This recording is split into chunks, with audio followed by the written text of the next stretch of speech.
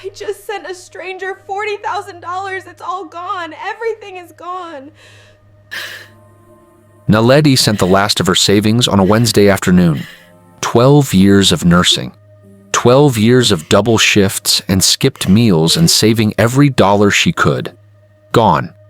To a man she'd never met. In a town that had made it very clear she didn't belong. And here's the part that'll make you uncomfortable. She didn't do it because she was stupid. She did it because being alone in Harrison, Arkansas felt worse than being broke. Before we continue, if you're listening right now, this channel shares real-style stories meant to raise awareness about the different scam tactics scammers use. If that's something you care about, subscribing helps support the work and keeps these stories going. But I need to be honest with you about something before we start. This isn't just a story about a scam. This is a story about what happens when a place makes you so desperate for connection that you'll ignore every red flag just to feel like someone sees you. Now, let's talk about Naledi. Naledi arrived in Harrison, Arkansas on a gray morning in March. 29 years old, registered nurse, moving from Atlanta for a position at the county hospital that paid almost double what she'd been making. The recruiter had been enthusiastic on the phone. Great benefits, low cost of living, quiet town, perfect place to save money and build a future. What the recruiter didn't mention was the billboard. Naledi saw it on her drive into town, right there on Highway 65. She had to read it twice to make sure she wasn't seeing things. It was still there. In 2023, a billboard in America that said that. She pulled over, sat in her car, stared at it, and thought, what the hell have I done? She should have turned around right then, driven back to Atlanta, taken the pay cut, dealt with the traffic and the expensive rent. But she'd already signed the lease, already quit her old job, already told everyone she was starting fresh, so she kept driving and told herself it would be fine. People changed. Times changed. It was 2023, not 1963. It would be fine. The apartment was small, but decent. Second floor of an old building on Main Street. Hardwood floors, big windows, a landlord who'd barely looked at her during the walkthrough. Naledi moved her boxes in alone. No one offered to help. Not because they didn't see her struggling with the heavy ones, but because they did. Her first shift at the hospital was on a Monday. The other nurses were polite, professional. But the conversation stopped when she walked into the break room. The invitations to after-work drinks never came. When she introduced herself to patients, some of them asked for a different nurse. Not all of them, not even most of them, but enough. One elderly woman refused to let Naledi touch her. Just refused. I want someone else, she said, not even looking at Naledi. Ma'am, I'm the nurse assigned to... I said I want someone else. The charge nurse came in, a woman named Darlene, mid-50s, tired eyes. She looked at Naledi, then at the patient, and said, I'll take this one. Naledi stood in the hallway afterward, hands shaking, and told herself it was fine. This was fine. It was just one patient. But it wasn't just one patient. Over the next few weeks, it became a pattern. Some people were fine, some were even kind. But enough people made it clear that they didn't want her there, that Naledi started to feel like a ghost, present but not seen. Or worse, seen but not wanted. She tried to make friends, went to the coffee shop on her days off, smiled at people, tried to start conversations, got polite nods and quick exits. She joined the gym, the library book club, even showed up at a community potluck someone had mentioned at work, walked in, felt every eye in the room turn to her, and walked right back out. 3 months in, Naledi sat alone in her apartment on a Friday night. No plans, no friends, no one who'd even texted her all day. She scrolled through her phone, looked at pictures of her friends back in Atlanta, out at bars, at birthday parties, living lives. And she felt something she'd never felt before. Not anger, not even sadness, just emptiness. Like she'd somehow become less real by moving here. She thought about dating, downloaded a few apps, set up a profile, but the matches were telling. Either men from hours away who'd never actually meet up, or men in town who'd match, chat for a bit, then unmatch the second they realized she was black. One guy was honest about it. "Look, you seem nice, but I can't date you. My family would lose their minds." At least he was honest. Most guys just ghosted.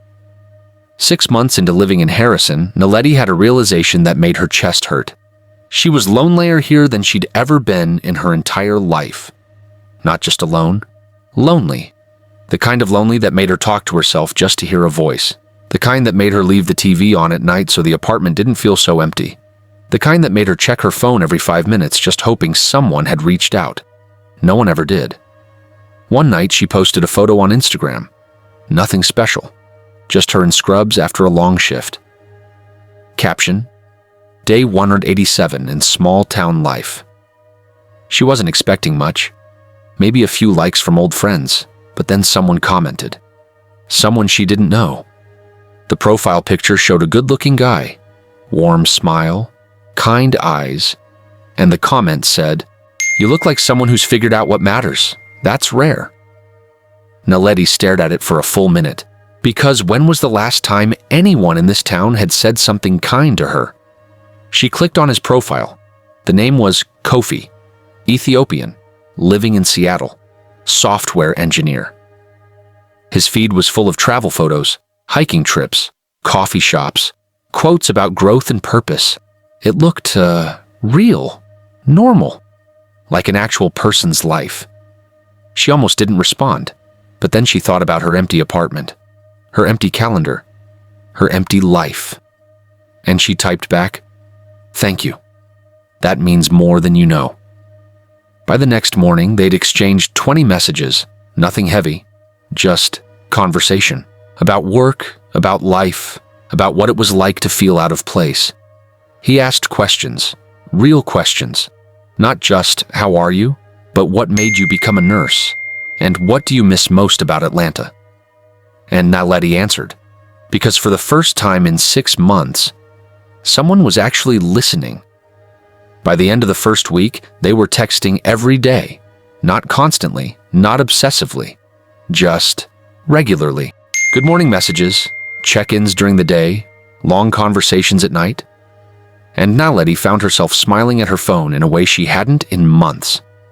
One night after a particularly hard shift, Naledi messaged him about what had happened. Kofi replied almost immediately asking how her shift went. She told him it was long and that she'd had a patient refuse treatment from her today. He asked if it was because of what he thought it was. She confirmed it was, yeah, because of that. He told her he was sorry and that it wasn't okay. Naledi said it was fine, that she was used to it by now, but Kofi pushed back, saying she shouldn't have to be used to it. She just replied with, "Well, welcome to Harrison, Arkansas." He said it sounded like she needed to get out of there. She explained she couldn't because she'd signed a year lease and committed to the job. Kofi reminded her that a year wasn't forever. Naledi admitted it felt like it sometimes. Then he said something that changed the tone completely. He told her they should make it feel shorter and asked her to tell him one good thing that happened that day. That became their thing. Every night, no matter how bad the day had been, Kofi would ask her for one good thing. Sometimes it was small. A patient who'd smiled at her, a good cup of coffee, a song on the radio. But it gave her something to look for, something to hold on to. And slowly, the days started feeling a little less heavy. 2 weeks in, Kofi asked if they could talk on the phone. Naledi's heart jumped. She said yes before she could overthink it. His voice was exactly what she'd imagined. Deep, warm, calm. They talked for an hour that first night. About everything. About nothing. He told her about growing up in Addis Ababa, about moving to the US for college, about what it felt like to always be between worlds. Naledi understood that more than she wanted to admit. One night, 3 weeks in, Kofi said something that made her chest ache. "You know what I like about you, Naledi?" "What?" "You don't perform. Everyone I meet out here is always performing, trying to be impressive or interesting or whatever. But you're just you. And that's enough." Naledi had to mute herself because her voice was shaking. You still there? He asked gently. Yeah, I'm here. Good. Stay there. By week 4, they were talking every single day. Phone calls, video calls, constant texting. Naledi started looking forward to the end of her shifts, not because work was over, but because she got to talk to him.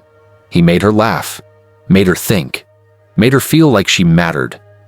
For the first time since moving to Harrison, she didn't feel invisible. One Saturday afternoon, Naledi was food shopping when she ran into Darlene from work.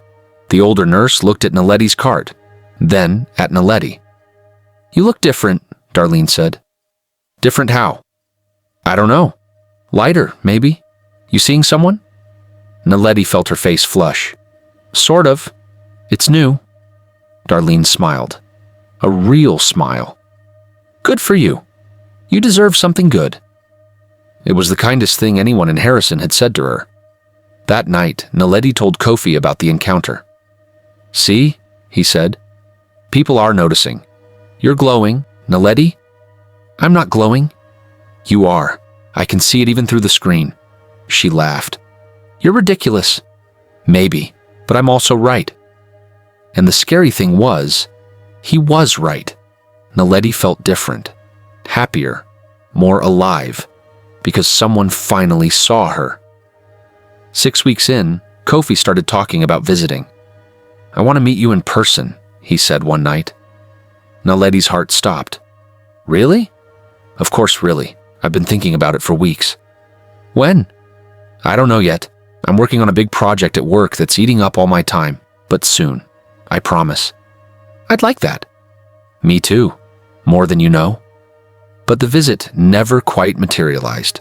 There was always something. The work project was taking longer than expected. His mom got sick, and he had to fly home to Ethiopia. His car broke down, and the repairs wiped out his travel budget. Every time he apologized profusely. Every time Naledi said she understood. And she did understand. Life happened. Things came up. It didn't mean he didn't care. 2 months in, Kofi started opening up about his struggles. The startup he'd been working for was having financial problems. Layoffs were coming. He was stressed about money. Naledi listened, offered support, told him it would work out. I don't know, he said one night, sounding exhausted. I might have to move back to Ethiopia if this doesn't turn around. Don't say that. It's the truth. I can't afford Seattle if I lose this job. Have you applied other places? Everywhere. No one's hiring right now. Naledi's chest hurt hearing the defeat in his voice. A week later, Kofi mentioned he'd missed a rent payment. It's fine, he said quickly. I'll figure it out. I always do. But Naledi could hear the stress in his voice. That night, she lay in bed staring at the ceiling, thinking about this man who'd made her feel seen for the first time in months. This man who listened to her, supported her, made her feel less alone. And she thought, what if I could help him the way he's helped me? The next day, she sent him a message. Naledi asked him how much he needed for rent. Kofi seemed surprised and asked what she meant. She clarified, for his rent, how much was he short? He immediately said he couldn't ask her to do that, but Naledi pushed back, saying he wasn't asking, she was offering. He refused again, saying absolutely not. She asked why not. Kofi explained that wasn't why he was talking to her, that he wasn't looking for a handout. Naledi reassured him that she knew that, but he was struggling and she could help, so she wanted to let her. There was a pause in the conversation. Then Kofi asked if she was sure. She told him she was. She sent him $200 the next day. It was more than she'd planned, more than she should have sent, but it felt right, because he'd given her something she couldn't put a price on. He'd given her connection in a place where she had none. Kofi called her that night, his voice thick with emotion. Naledi, I don't know what to say. You don't have to say anything. Yes, I do. You saved me. I was going to be evicted next week. I didn't know what I was going to do. It's okay. I'm glad I could help. I'm going to pay you back, I promise, as soon as I get back on my feet. I know you will. And she meant it. That night, Naledi felt something she hadn't felt in a long time. Purpose. Like she mattered to someone. Like her existence made a difference in someone's life. She'd spent months feeling invisible in Harrison, but Kofi saw her, needed her, valued her, and that meant everything. The money wasn't supposed to become a pattern, but it did. 3 weeks later, Kofi's car broke down, $800 for repairs. He didn't ask, just mentioned it in passing. But Naledi sent it anyway, because what else was she going to spend it on? She didn't go out, didn't have friends, didn't do anything in this town. At least this way, the money meant something. A month after that, his mom needed surgery. The insurance wouldn't cover it all. He was $2,500 short. This time, he did ask. "I hate doing this," he said, "but I don't have anyone else to turn to. My family back home doesn't have this kind of money, and I can't let her suffer." "Send me the details," Naledi said. She sent the money that same day. By month 4, Naledi had sent him over $8,000.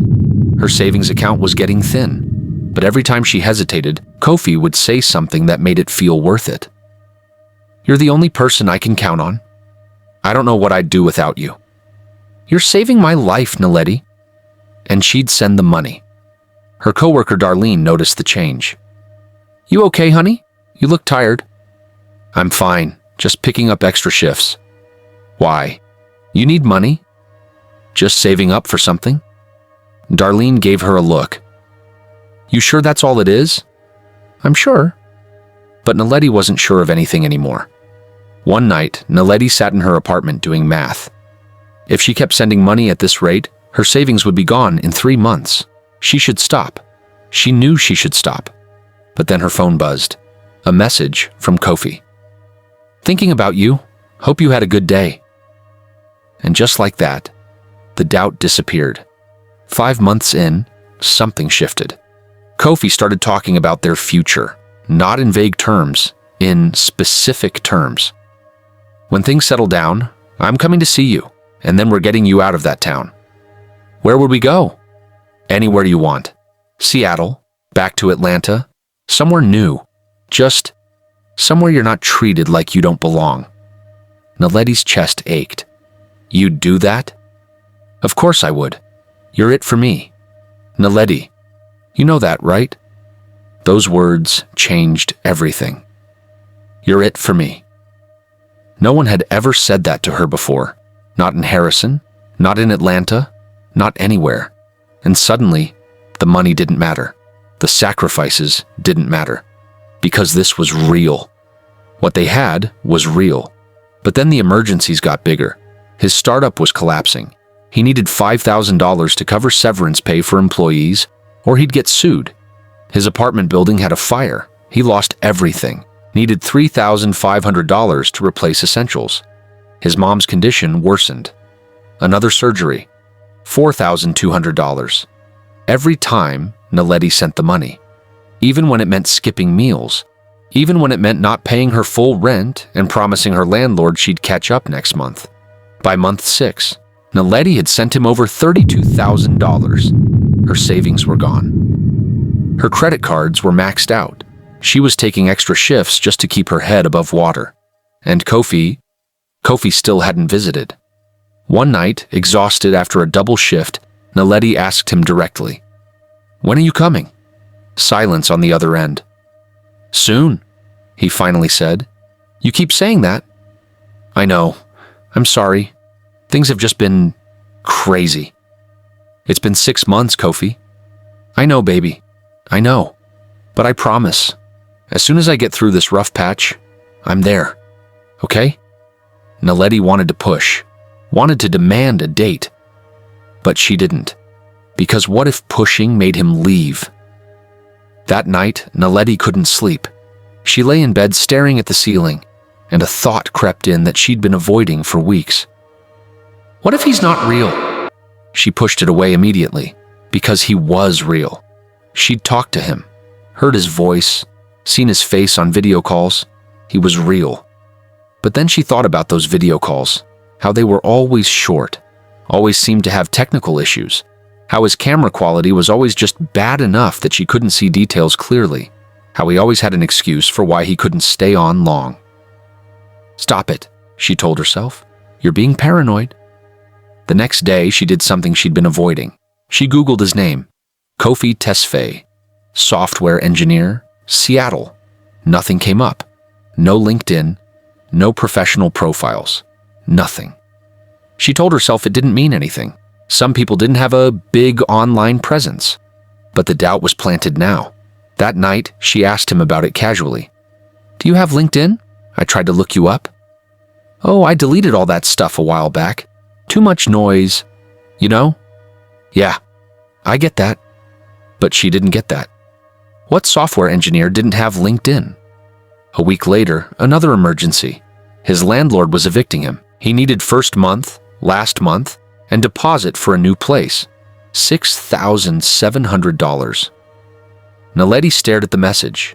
She didn't have $6,700. She was already drowning. But if she didn't send it, where would he go? She took out a personal loan, $7,000 at 18% interest, sent him every penny, and that night she sat in her empty apartment, eating ramen for the third night in a row, and thought, "What am I doing?" But then he called. "You saved me again," he said, voice breaking. "I don't deserve you." And just like that, it felt worth it. 2 weeks later, Darlene pulled her aside at work. "Naledi, honey, I need to ask you something and I need you to be honest with me." "Okay? Are you in some kind of trouble?" "No." "Why?" "Because you look exhausted. You're losing weight, and I saw you crying in your car last week." Naledi felt her throat tighten. "I'm fine." "You're not fine. What's going on?" "It's nothing, just money stress." "Because of that guy you're seeing?" Naledi's head snapped up. "What?" "I'm not stupid, honey. You're sending him money, aren't you?" "It's not like that." "Then what's it like?" "He's going through a hard time. I'm helping." Darlene's face softened. "How much have you sent him?" Naledi didn't answer. "Naledi, how much?" "Enough." Darlene sat Naledi down in the break room. "I'm going to tell you something and you're not going to want to hear it. Darlene, just listen. My sister went through something similar 5 years ago. Met a guy online. He was perfect. Always had emergencies. Always needed money. She sent him over $50,000 before she finally woke up." Naledi's stomach dropped. "It's not the same." "How do you know?" "Because I've talked to him. I've seen him. On video calls that are always fuzzy, that always cut out." Naledi felt her face flush. "You don't understand." "Then help me understand. Has he ever come to visit you?" "He's been busy. In 6 months, he hasn't found one weekend. His life is complicated right now. Naledi, listen to yourself. I know what this sounds like, but it's real. What we have is real." Darlene looked at her with something that might have been pity. "Okay, then prove it." "What?" "Ask him to video call you right now, unplanned. And watch what excuse he gives." Naledi wanted to argue, wanted to defend him, but instead, she pulled out her phone, opened the chat. She told him she wanted to FaceTime real quick because she missed his face. The response came fast. He said he was at a meeting right now but asked if he could call her tonight. Darlene didn't say anything. She didn't have to. That night, Kofi did call, but the video was glitchy. His face kept freezing. "Sorry," he said. "My internet's been terrible lately." "It's always terrible," Naledi said quietly. "What?" "Nothing." But it wasn't nothing, because Darlene's words were echoing in her head now. The next day, Naledi did something she'd been avoiding. She reverse image searched one of his photos, the one from his Instagram. Him at a coffee shop in Seattle. It came up on a stock photo site. Uploaded 3 years ago by someone named Marcus. Naledi stared at her screen, hands shaking. It had to be a mistake. Maybe someone had stolen his photo and uploaded it as stock. That happened, right? She tried another photo. Same thing. Stock photo. Different photographer. Another one. Stock photo. Her chest felt tight. She couldn't breathe. This wasn't happening. This couldn't be happening. But she kept searching. Every photo on his profile. Every single one. All stock photos. Not a single original image. Naledi ran to the bathroom and threw up. Because she knew what this meant. She'd known for weeks, if she was honest. But she'd chosen not to see it. And now she couldn't unsee it. She sat on the bathroom floor, phone in hand, and sent him a message. Naledi told him she'd reverse searched his photos. 3 dots appeared, then disappeared, then appeared again. Finally, Kofi replied, saying he could explain. I can explain. Not, what are you talking about? Not, that's crazy. Not even a denial. Just, I can explain. Naledi felt something crack inside her chest. She asked him if it was true then. He said it wasn't what she thought. She demanded to know what it was then. There was a pause. Then Kofi explained that he'd used stock photos because he was scared. Naledi asked what he was scared of. He said he was scared of her not giving him a chance if she saw what he really looked like. Naledi stared at her phone. Part of her wanted to believe him, needed to believe him. Because if he was lying about the photos, what else was he lying about? She told him to send her a real photo right now. He said he would, he promised, but he wasn't somewhere he could take one right now. She asked where he was. He said at work. Naledi pointed out it was 8 p.m. on a Saturday. Another pause. Then he asked her to please just let him explain when he called her tonight. He didn't call that night, or the next night. By day 3, Naledi knew. She knew. But she still checked her phone every 5 minutes. Still hoped he'd call with an explanation that made sense. Still wanted to believe that the past 6 months had been real. On day 4, she got a message from a different number.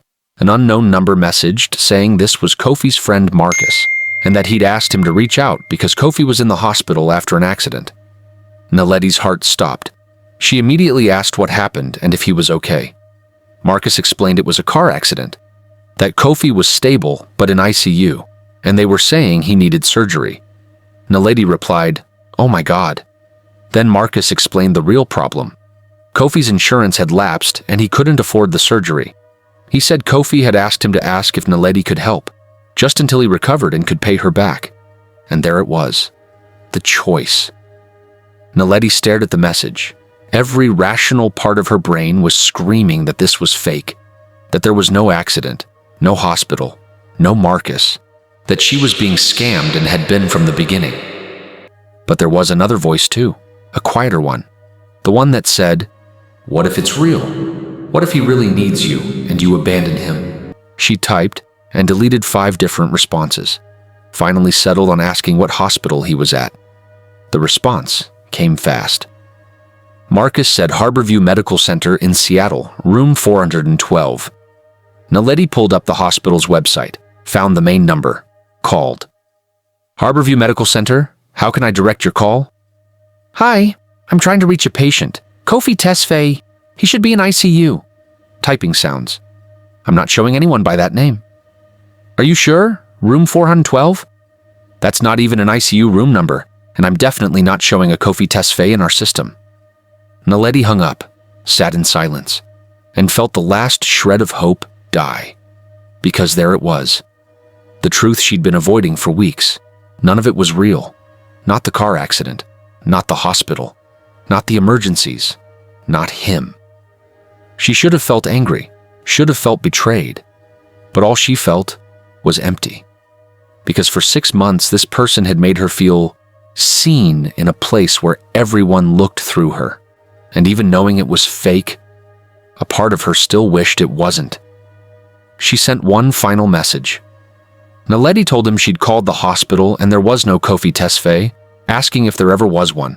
No response. She waited an hour. Nothing. By morning, both accounts had blocked her. Naledi sat in her apartment staring at her bank account. $127. That's all she had left. 12 years of nursing. 12 years of saving. Gone. To someone she'd never met. Someone who'd never existed. She should have reported it. Should have called the police. Filed reports. Done something. But she didn't. Because how do you explain to a room full of white police officers in Harrison, Arkansas, that you sent $40,000 to a man you'd never met? How do you explain that you were so desperate for connection in their town that you ignored every red flag? How do you admit that you knew it was probably fake and sent the money anyway? So she didn't report it. She just lived with it. Darlene found her crying in the supply closet 2 days later. "He's gone, isn't he?" Naledi nodded, unable to speak. "How much?" "Everything." Darlene pulled her into a hug, and Naledi broke down completely. "I knew," she sobbed. "I knew it wasn't real, and I kept sending money anyway. What's wrong with me?" "Nothing's wrong with you, honey." "Then why did I do it?" Darlene pulled back, looked her in the eyes. "Because being alone in this town is hard, and he made you feel less alone. That's not your fault." "I lost everything." "I know. I can't even afford rent next month." "Then you'll stay with me until you figure it out." Naledi shook her head. "I can't ask you to." "You're not asking. I'm offering." That night, Naledi packed a bag and moved into Darlene's spare room. A 67-year-old white woman in Harrison, Arkansas, was the only person who'd shown her kindness in 9 months. The irony wasn't lost on her. Over the next few weeks, Naledi tried to rebuild, picked up every extra shift she could, started paying back the loan, slowly, painfully putting her life back together. But something had changed. She felt different, not better, not healed, just different.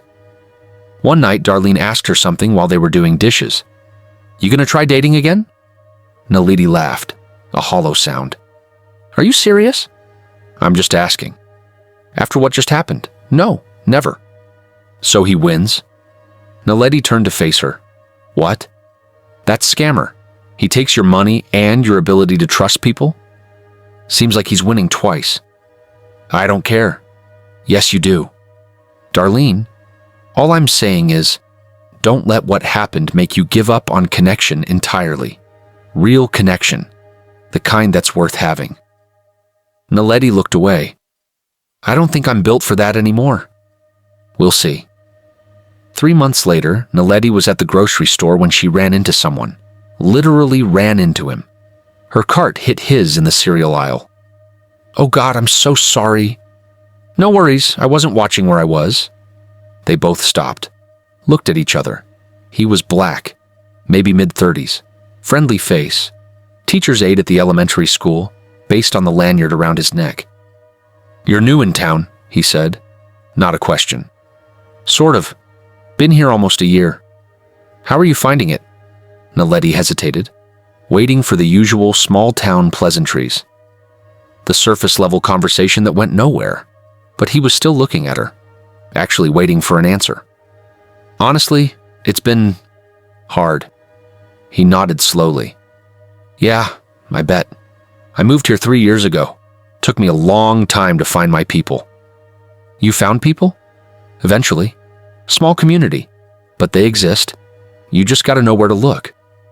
They talked for 20 minutes in that aisle. His name was Amari. Moved from Memphis for a teaching job. Knew exactly what it felt like to be the only black person in most rooms. He gave her his number. Said there was a group that met up once a month. Other black folks who'd ended up in Harrison for work. Support system type thing. "You should come," he said. "If you want." Naledi took the number. Told herself she probably wouldn't use it. But 2 weeks later, she went. Met 7 other people who understood exactly what she'd been going through. The isolation, the microaggressions, the exhaustion of always being hypervisible and invisible at the same time. And for the first time since moving to Harrison, she didn't feel alone. After the meeting, Amari walked her to her car. "You okay?" he asked. "Yeah, that was really nice. Thank you for inviting me." "Of course, you looked like you needed it." "That obvious?" "Little bit." Naledi smiled, a real smile. "I went through something recently. Bad relationship, lost a lot of money." "Scam?" She looked up, surprised. "How did you?" "Happened to my cousin. Romance scam. Lost everything. I know the signs." "You must think I'm an idiot." "I think you're human. And I think whoever did that to you is a piece of shit." Naledi laughed despite herself. "Yeah." He was. For what it's worth, it gets better. Not fast, but it does. You sound sure. I am, because you're still here, still trying. That counts for something. Over the next few months, Naledi started rebuilding. Not just financially, emotionally. She went to the monthly meetings, made actual friends, started feeling less like an outsider. Amari became a genuine friend, nothing romantic, just someone who got it. And slowly, Harrison started feeling less like a prison. But there were still hard days. Days where she'd check her bank account and feel sick. Days where she'd think about Kofi and feel stupid all over again. Days where she'd wonder if she'd ever really trust anyone again. One night, sitting in Darlene's living room, Naledi asked the question that had been haunting her. Do you think I was in love with him? Or just desperate? Darlene thought for a moment. Does it matter? Yeah, it does. Why? Because if I was in love with someone who didn't exist, what does that say about me? Darlene set down her knitting. It says you're human, honey. It says you were lonely and someone offered you exactly what you needed at exactly the right time, and you took it. That doesn't make you stupid. It makes you human. I knew it wasn't real, Darlene. Toward the end, I knew, and I kept sending money. Why do you think you did that? Naledi's voice cracked. Because the fake version of being seen felt better than the real version of being invisible. Silence. And if you could go back, Darlene asked quietly, knowing everything you know now, would you do it differently? Naledi thought about that for a long time. I want to say yes. I want to say I'd never have sent that first message, that I'd have been smarter, more careful, less desperate. But I don't know if that's true, because those 6 months, even though they were based on a lie, they were the only time since moving here that I felt like I mattered to someone. So you'd do it again? No, God no, but I understand why I did it, and that's almost worse. Why worse? Because it means I can't just write it off as a mistake.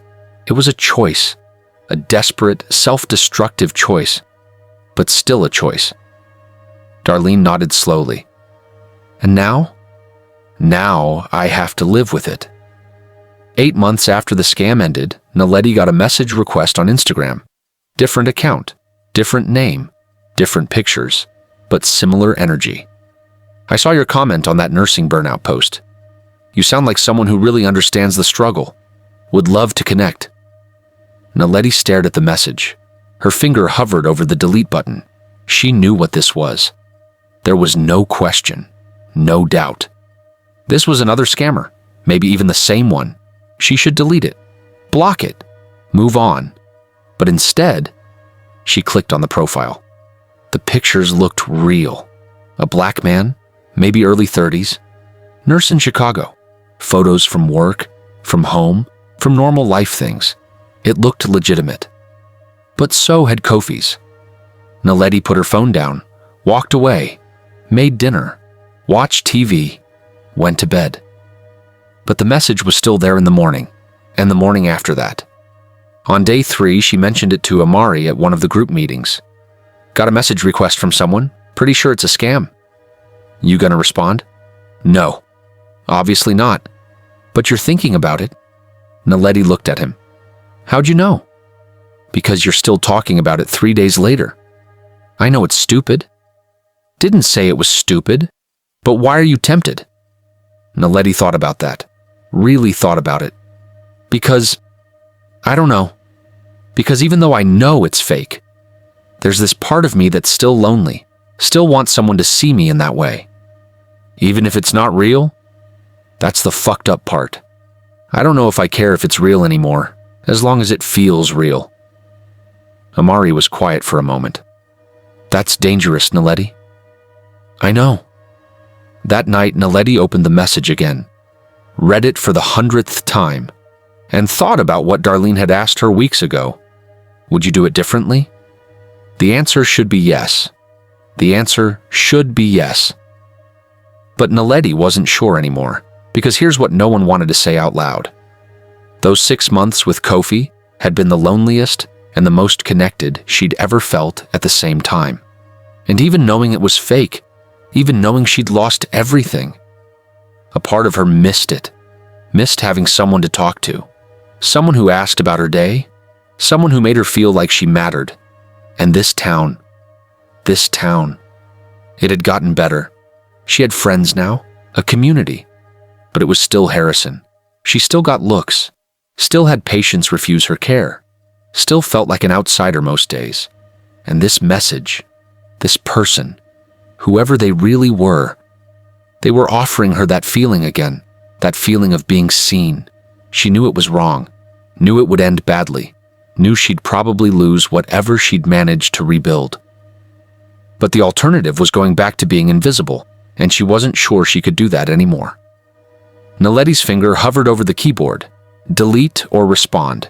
Safety or connection.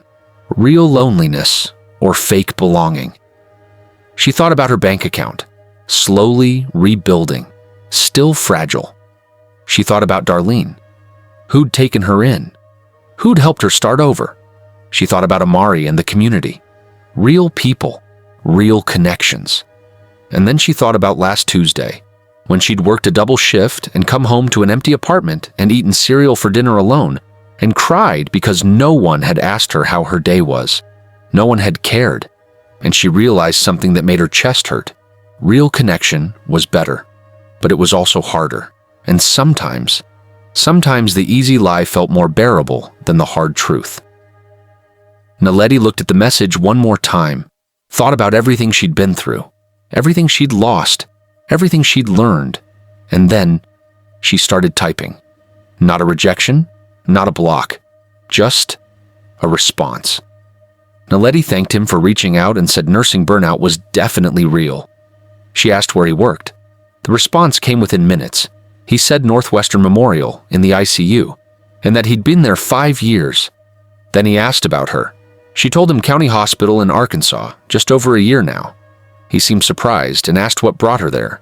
She replied simply, money and a fresh start. He asked how that was working out. She said she was still figuring it out. 3 weeks later, Naledi was on the phone with the new guy. His name was Isaiah. At least that's what he said. The conversation felt familiar. Comfortable, easy, just like before. Darlene noticed Naledi on her phone more, smiling more. You seeing someone? She asked one night. Naledi hesitated. Sort of. It's new. In person or online, but it's different this time. Darlene's face tightened. Naledi, I know what you're going to say. Then why are you doing it? Because I'm tired, Darlene. I'm tired of being alone. I'm tired of this town. I'm tired of pretending I'm okay when I'm not okay. So you're doing the same thing that destroyed you last time? Maybe, but at least this time I know what I'm doing. That doesn't make it better. It doesn't make it worse either. Darlene stared at her. You're going to lose everything again? Probably. And you're okay with that? Naledi thought about that. Was she okay with it? No. But was the alternative any better? I don't know, she said honestly, but I'd rather take the risk than spend the rest of my life invisible. 2 months in, Isaiah asked for money. Small amount, just $300 for car repairs. Naledi stared at the message. Here it was again. The pattern repeating. She should say no. She knew she should say no, but she also knew what would happen if she said no. He'd disappear, like Kofi had, and she'd be alone again, in Harrison, with nothing but the truth to keep her company. And the truth had never made her feel less alone. So she sent the money. And the next time he asked, and the time after that, because Naledi had learned something from the first scam, something no one wanted to admit. Sometimes people don't need to be saved from scammers. They need to be saved from lives so empty that a scammer is the best thing in them. And sometimes they don't want to be saved, because the lie at least made them feel seen, even if it cost them everything, especially then. Here's what I need you to understand. This isn't a story about a woman who got scammed twice. This is a story about a woman who chose to get scammed twice. because the alternative was worse. And before you say, "I would never do that," ask yourself this. Have you ever been so lonely that you ignored obvious red flags just to feel connected? Have you ever stayed in something you knew was bad for you because leaving felt worse? Have you ever chosen a comfortable lie over an uncomfortable truth? Because that's what this is really about. Not stupidity, not desperation. Choice. The choice to feel something, even if it's fake. The choice to be seen, even if it's by someone who doesn't exist. The choice to lose everything, rather than live with nothing. Stories like this are more common than people realize. Not the scam itself, but the choice to ignore the signs, the choice to believe the lie, the choice to do it again even after you know better. If you've been through something similar and feel comfortable sharing, you can leave a comment below or send your story privately to the email in the description. And if this story made you think about someone you know, someone who's isolated, someone who's lonely, someone who seems to be making terrible decisions, and you can't understand why, maybe reach out, not to warn them, not to judge them, but to actually see them, because I promise you, if you're not making the people in your life feel like they matter, someone else will. Even if that someone is taking everything they have, even if that someone doesn't exist. Hit subscribe if these stories matter to you. Share this with someone who needs to understand that loneliness can make people do things that don't make sense to anyone else. And remember, the question isn't, how could she be so stupid? The question is, would I have done the same thing? And the answer might scare you more than the story itself.